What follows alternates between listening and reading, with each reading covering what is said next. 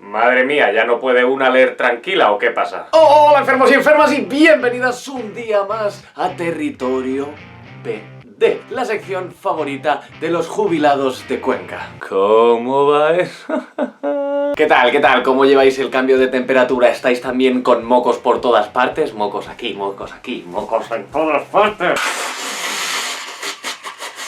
Es decir, que perdonéis mi voz ligeramente más nasal de lo habitual, que ya es decir. Venimos hoy con un cargamento de álbumes fuertecito.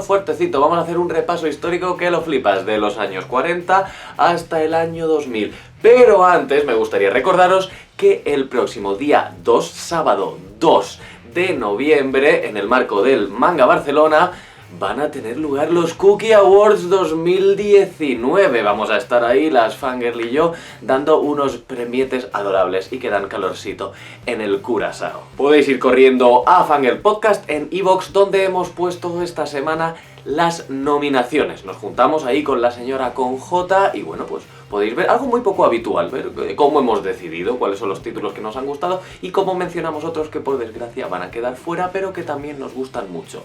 Ah, que se me olvidaba. Además, el viernes por la tarde hay programa de las Fangirl también en directo. Todo esto que os decía en el stand de Misión Tokio. Así que nada, venirse a vernos y a darnos unos abrazos. Pero bueno, no nos liemos que luego ya sabemos qué pasa.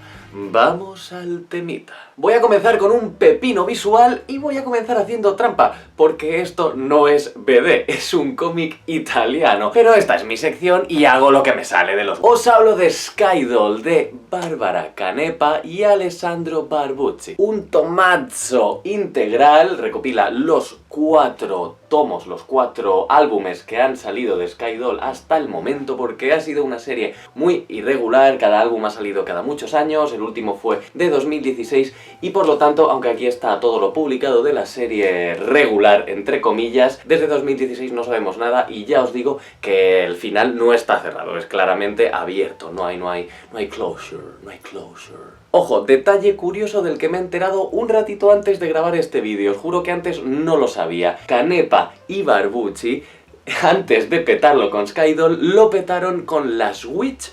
Sí, son dos de los coautores de Last Witch. Lo petaron con eso y dijeron, pues vamos a petarlo ahora con otra cosa nueva. ¿Qué tenemos aquí? Pues tenemos una saga de aventuras espaciales, thriller y sensualidad, protagonizado por Noah, una androide creada, bueno, pues básicamente para satisfacer los deseos del dueño. Con lo cual ya entramos aquí en un jueguecito de fanservice muy fácil, que se veía venir. Pues tienes una serie, pues golfilla en momentos. Y esa es una de las cosas que a mí no me gusta, porque creo que Skydoll juega en demasiadas direcciones. ¿Qué le pasa a nuestra amiga Noah? Bueno, pues que escapa de su vida e intenta buscarse a sí misma. ¿Por qué? Porque nota que tal vez no es igual al resto de androides. Skydoll es distinta e incluso, bueno, pues de repente a lo mejor aparecen como poderes raros. Todo esto mientras nos vemos enfrascados en una lucha político-religiosa con los medios de comunicación de por medio, un poco complejo todo, mucho ruido. Skydoll, para que me entendáis, es como si la factoría Disney hubiera hecho una película de animación del Quinto Elemento, le hubiera pasado un filtrito de elementos religiosos y un poquito de golferío visual. Algo así. Si te gusta el estilo cartoon, el rollo futurista, estas urbes mega abarrotadas, diferentes planetas, aventuras en diferentes barrios, diferentes climas, pues en Skydoll tienes eso. ¿Qué pasa? Como os he dicho, me parece que la trama es un poco como sus ciudades. Está muy abarrotada, no termina de centrarse, hay mucho ruido. Pero esta es una de esas obras cuyo principal reclamo es el dibujo, la parte visual. Y aquí se nota que el amigo Barbucci trabajó en la factoría Disney. Visualmente esto es una pasada, ya os digo. Fans del estilo cartoon, ni lo dudéis. Pero por encima del dibujo me gustaría resaltar el color de Barbara Canepa. Esto es, vamos, a mí me dices que todos los años que han pasado entre álbum y álbum se deben a que colorear esto ha llevado su tiempo y yo te digo, aceptamos barco. Como os he dicho, todos los álbumes en este integral, y aquí quiero parar un momento, porque pese a que la historia no me haya entusiasmado especialmente, lo que sí que me ha entusiasmado y mucho es la edición de Norma Editorial, que otra vez ha puesto toda la carne en el asador. No solo es un tomo bastante limpio, bastante bonito, no sé si se apreciará, pero tiene brilli brilli el título de la portada, pero es que además han hecho algo bastante innovador. La sobrecubierta no es solo sobrecubierta, sino que es un megapóster que os voy a enseñar a continuación. Pero lo gracioso es que las tapas auténticas del tomo son también una pasada. Toma insolente color rosita con brilli brilli. Es de esto que dices, no sé bien cuál de las dos versiones dejar en mi estantería. Y respecto al póster, bueno, pues queda un poco rara esta doblez, pero bueno, os podéis hacer una idea del estilazo que se gastan en las páginas interiores. Damn. Retrocedemos ahora un poquito en el tiempo y viajamos hasta 1977. Una propuesta totalmente distinta a la anterior. En este caso me ha gustado mucho, pero en lugares casi opuestos a la anterior. Os hablo del primer integral de Torgal de Jan Van Ham y Gregor Rosinski. En este caso Norma Editorial nos ha dado una edición más sobria, el lomo la verdad es que es bastante bonito, así edición pseudo holandesa con telita en el lomo, y la portada elegida la verdad es que es una de estas portadas que a mí no me entra bien, que me transmite historia, pero historia como más aburridilla. A mí la verdad es que el género histórico me cuesta mucho entrar en lo que a europeo se refiere. Pero dije, venga, Torgal es uno de los grandes títulos. ¿Y qué pasa? Pues que me llevé una sorpresa. Está muy, pero que muy bien salir de las zonas de confort, porque luego te encuentras cosas que te encantan. Si no me convenció del todo la anterior, Skydoll, os digo ya que Torgal sí. Torgal es la longevísima colaboración entre el mítico guionista Jan Van Ham, belga, que le conoceréis de otros álbumes muy famosos como El Largo Winch o como 13. Y ojo que aunque Van Ham ya dejó los guiones, ahora mismo tiene 80 años, el que no dejó hasta el año pasado de trabajar en esta obra fue el dibujante Rosinski. 36 álbumes dibujados por él, y ya el siguiente, que creo que saldrá el año que viene o dentro de 2, se está preparando, será el primero que no dibuje él, porque ya también tiene una edad. Pero 36 pedazos de álbumes, oye, con este tío al pie del cañón, un dibujo fantástico. Gregor Rosinski, dibujante polaco, que además uno de los puntos fuertes que tiene esta integral es que tiene varios detallitos de la historia de creación de este cómic. El contexto histórico está muy guay porque no da mucho la turra y nos cuenta las dificultades que tuvieron con la situación política de Polonia en los 70, los 80, para que llegaran los dibujos de Rosinski a Francia. Bueno, además de todos estos 36 álbumes, luego Torgal ha tenido varios spin-offs por otros guionistas, otros dibujantes, etcétera, etcétera, pero no os estoy diciendo quién es el Torgal que le da nombre a esta pedazo de saga. Torgal es un vikingo. Es un vikingo que tú dices, me caes bien. Es un vikingo pacífico, que piensa las cosas. Es valiente, es fuerte, es tal... protagonista prototípico, pero no es como los demás. Y es que Torgal tiene girito y es parte de la gracia del principio de esta saga, este integral que recopila los 4 primeros álbumes de esos 36, con lo cual imaginamos que este integral tendrá un total de 9 volúmenes, recogiendo toda la etapa de Van Ham y también toda la etapa Rosinski. ¿Qué pasa con Torgal? Pues empezamos in medias res.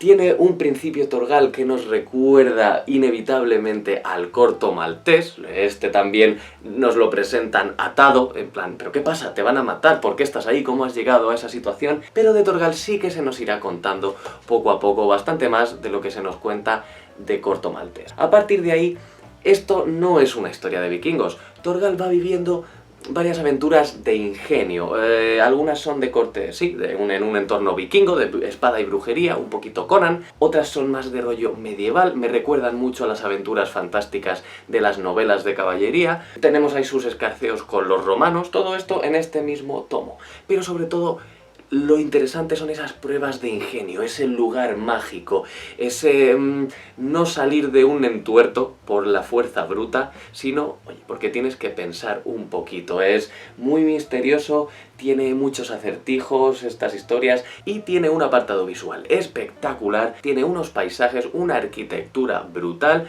No he leído El Príncipe Valiente todavía, pero cuando estaba viendo las primeras páginas de Torgal dije, esto me recuerda mucho a esas viñetas amplísimas con un montón de caballeros, con las almenas del castillo y demás que he visto muchas veces del Príncipe Valiente. Un dibujo muy fino y un guión que deja respirar. Esto es del 77, pero esto no es una turra como muchas veces ocurría con los superhéroes de los 70, por ejemplo. No, Panham calla cuando sabe que tiene que dejar hablar al dibujo. Puedes tener una página entera muda, no tienes diálogos farragosos. Es una obra muy cómoda de leer y muy bonita de seguir. Ya me habían avisado de que esto era un pepino, y la verdad es que no estaba yo seguro de si me iba a convencer, porque la anterior obra que había leído de estos dos autores, porque tienen otra obra en común, en concreto este Gran Poder del Schninkel, que ya os reseñé hace tiempo, es una especie de mezcla entre 2001 Odisea en el espacio y El Señor de los Anillos,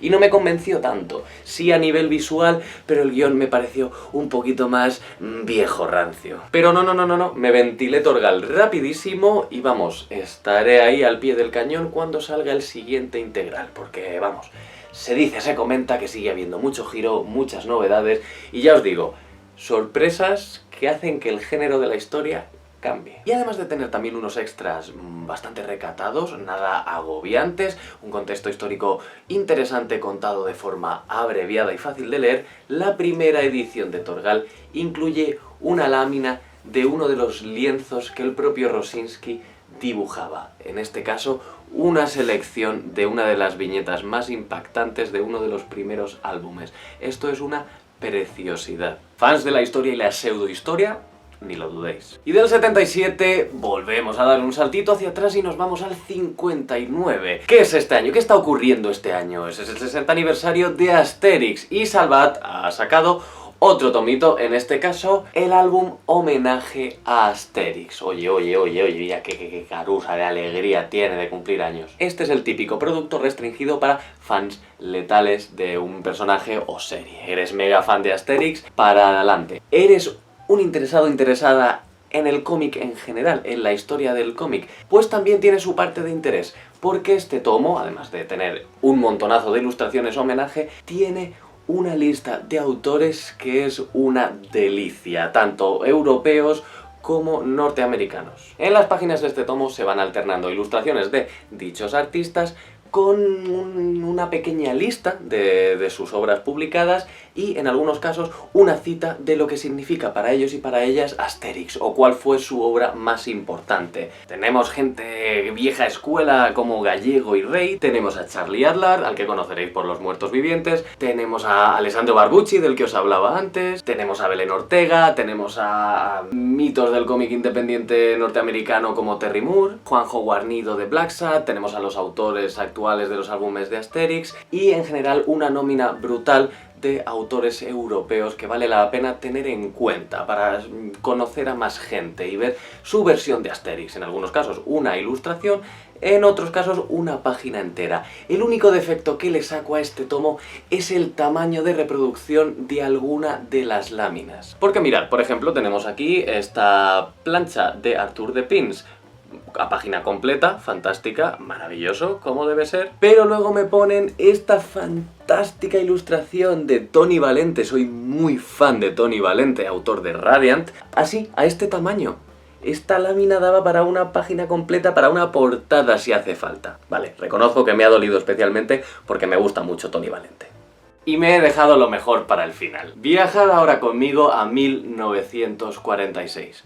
Hay nombres que son fundacionales en el mundo del cómic.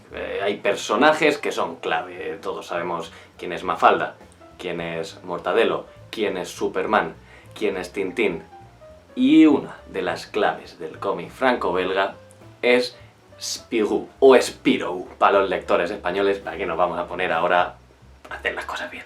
Ya me he terminado el primer integral de Spirou y Fantasio, el primer integral de André Franquin, que comprende los años 1946 a 1950. Este integral lo está publicando D-Books por autores. Es la primera vez que me gusta tanto la edición, la labor editorial que está haciendo una editorial, valga la redundancia, que digo, de cabeza, me voy de cabeza. Cierto es que a mí me interesa todo lo que sea historia del cómic, que me gustaría leer un poco de todo en mi vida. Y por supuesto en algún momento tenía que llegar a Spirou.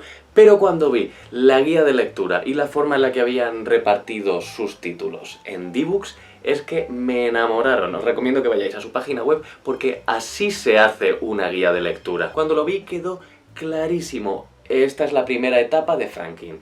La vamos a recopilar en 8 integrales.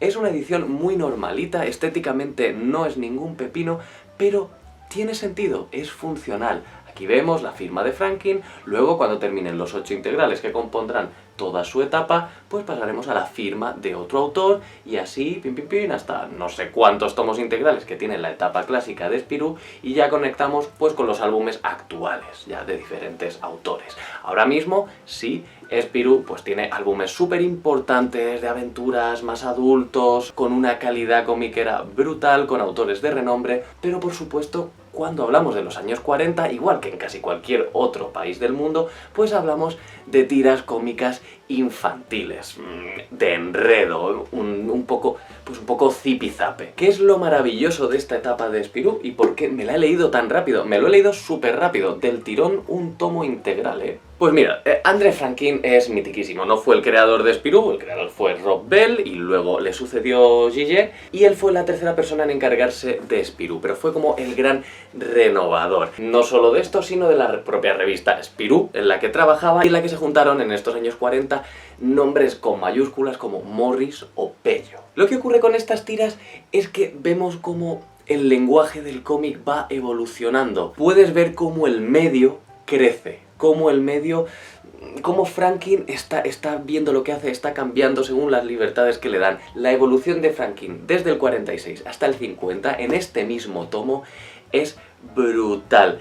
Brutal hasta el nivel que en otros autores este tipo de evolución se ve a lo largo de décadas, pues en Franklin se ve en 4 años. Unos inicios muy chiclosos, dibujo de los años 40, no sé si habéis leído algún cómic de Wonder Woman clásico, Moulton Marston, ese tipo de dibujo. Y para el final de este tomo ya tenemos en sus líneas un rollo más que relacionamos automáticamente con Asterix, lo que viene siendo el clásico cómic de humor franco-belga. Ya os digo, en cuestión de 4 años el nivel de detalle crece una barbaridad, el número de viñetas, la disposición de la página pasa de ser algo estipulado, un bloque del que no se puede salir, a ser algo más experimental, a jugar un poquito con el tamaño de las viñetas, con el número de viñetas, es súper interesante. Pero una cosa que me gusta mucho de la edición de D-Books además es que van intercalando unas breves paginitas de contexto histórico, igual que los casos anteriores que os he comentado hoy, muy cómodas de leer. Son 2 o 3 parrafitos con muchas imágenes que te hacen ver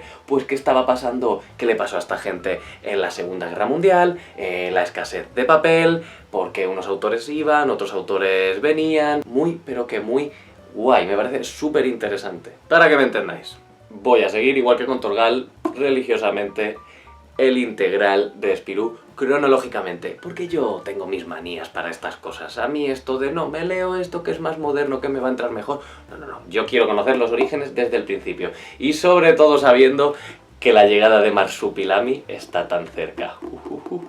Y eso es todo por hoy, enfermos y enfermas. Espero que os haya gustado, que hayamos expandido un poquito vuestros horizontes. Y ya sabéis, el próximo fin de semana estaremos con las Fangirl en el Manga Barcelona. ¿Que no podéis asistir? Pues ya os subiré yo un vídeo enseñando lo mejor de este evento otaku, que molará mucho porque nos llegará el olor. Tanta paz llevéis como descanso dejéis.